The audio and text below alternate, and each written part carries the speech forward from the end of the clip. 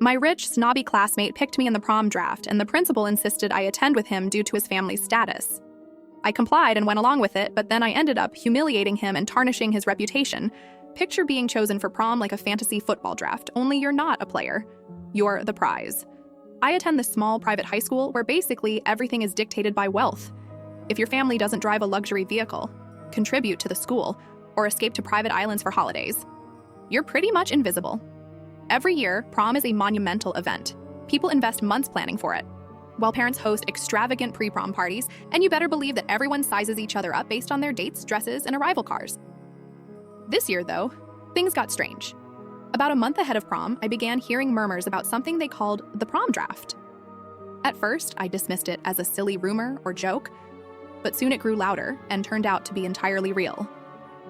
Essentially, the most popular guys at school organized a secret draft, like fantasy football, to choose which girls they would invite to prom, treating girls as if they were trading cards.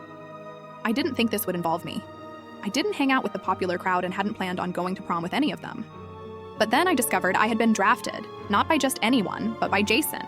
If you went to my school, you would know exactly who Jason was. His family was incredibly wealthy.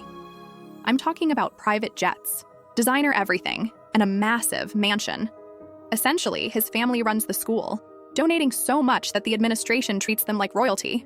Consequently, Jason waltzes around as if he owns the place. He's the sort of guy who believes he's superior to everyone just because his family has more money than they know what to do with. One day, Mrs. Beckett, our chemistry teacher, had had enough of Jason's usual behavior. He had been making snide remarks throughout class, laughing with his friends, and completely ignoring her lecture. But that day, Mrs. Beckett snapped. She told Jason to stay after class. Jason rolled his eyes but didn't argue. He remained while everyone else left, and I wasn't inclined to linger, though a group of students hung around in the hallway pretending to take their time with their books. Maya nudged me and whispered, asking if I thought anything would actually happen this time. We both knew the answer. A few minutes later, the classroom door flew open and Jason stormed out. Although I didn't catch every word, I did hear Mrs. Beckett say something like, "You're still accountable for your actions." Everyone went silent, and Jason glared at her through the doorway, telling her she would regret talking to him that way, and spat at her before storming down the hall. The following morning, however, it felt as if nothing had happened. In fact, Mrs. Beckett seemed almost kinder to Jason. He walked into class with his usual swagger, smirking as if he hadn't been reprimanded less than 24 hours earlier. The tension from the previous day was completely erased. It didn't take long for rumors to circulate. Word was that Jason's parents had spoken with the administration, and more importantly, had provided Mrs. Beckett with a generous donation to her favored charity, which we all knew was herself. Many whispered about it, but no one dared to speak too loudly. That afternoon, Jason reverted to his old self, sitting at the back of the class, tossing paper wads and making smart remarks. Mrs. Beckett didn't say a word. She didn't even glance in his direction when he laughed too loud or interrupted her. Now, it seemed Jason had the first pick in the draft. Naturally, he bought it. Yes, he bribed some of the guys organizing it to secure that top pick, and guess who he chose? I don't mean that in a flattering way. Jason didn't pick me because he liked me or believed we'd have a good time together. He selected me because in his eyes I was just a trophy. I suppose he thought I was attractive enough to flaunt at prom. Most of the other girls fawned over Jason, while I recognized what he was about and ignored him in class. I never laughed at his jokes or offered him a pencil when he needed it, and that's what intrigued him. He relished the chase. Trust me, I understood this wasn't about personality. Jason had never exchanged more than 5 words with me before this. He was your typical rich, snobby kid, showing up to school in his flashy car, dressed in clothes that probably cost more than my rent. He's the type to casually mention his family's vacations to private islands and boasts about how his parents donate to the school, as if he's doing everyone a favor. When Jason learned I wasn't exactly thrilled about being his choice, he didn't take it well. He began acting like I owed him a prom date simply because he selected me in this ludicrous draft. He'd find ways to bump into me in the hallways, making comments like, "I can't wait to see you in your dress," or "We'll look amazing together at prom." I tried to steer clear of him, but Jason made it impossible. He'd corner me after class, and even when I tried expressing disinterest, he just laughed it off as if I were joking. He treated me as if I was already his date. It was as though, in his mind, I had no choice. Here's where it gets worse. It wasn't just Jason pressuring me. The school started getting involved. One day, I was summoned to the principal's office. I assumed it was about something significant, perhaps a school project, but no. The principal sat me down and, in a grave tone, discussed how I should think about attending prom with Jason. She didn't outright say it, but she heavily hinted that his family wanted to keep him content, and this was their plan. I realized she was only saying this so his family could keep paying them off, but I still couldn't believe what I was hearing.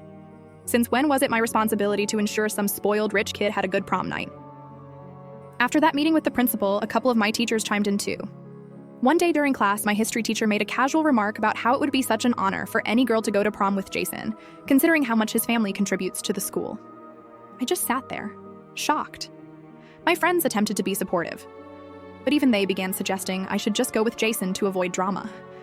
It's just one night, they insisted. What's the big deal? The only girls who were less than thrilled about Jason picking me were those in his inner circle.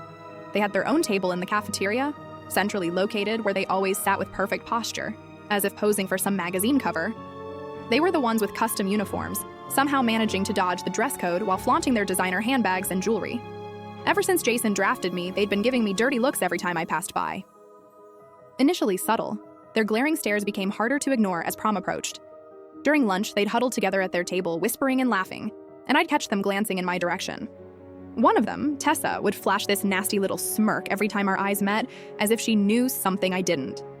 The moment I looked back, however, they would all turn around and pretend nothing had happened, as if their whispers didn't revolve around me. It was maddening.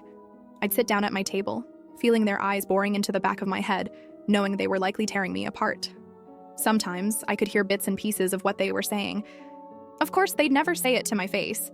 They preferred making me feel like an outsider, like I didn't belong in Jason's world. Even though my friends claimed it didn't matter, it was a huge deal to me.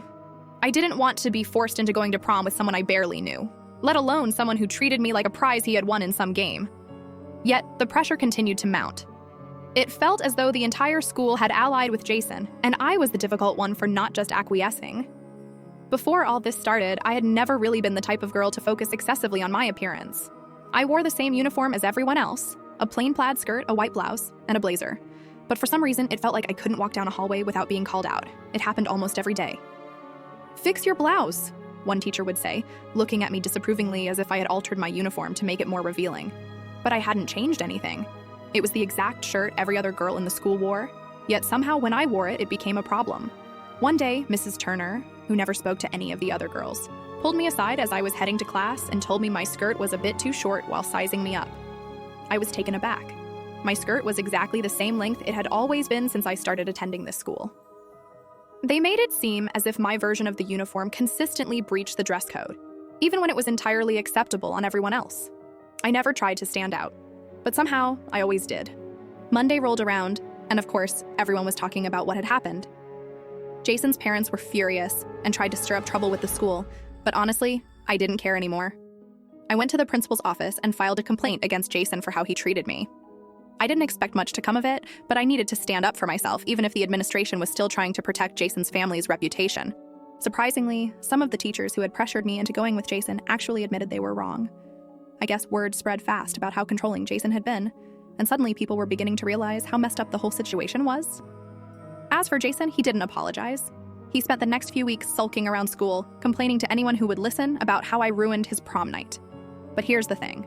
Jason's social status began to crumble. People were finally seeing him for what he really was, an entitled, spoiled brat who thought his money could buy anything, even people.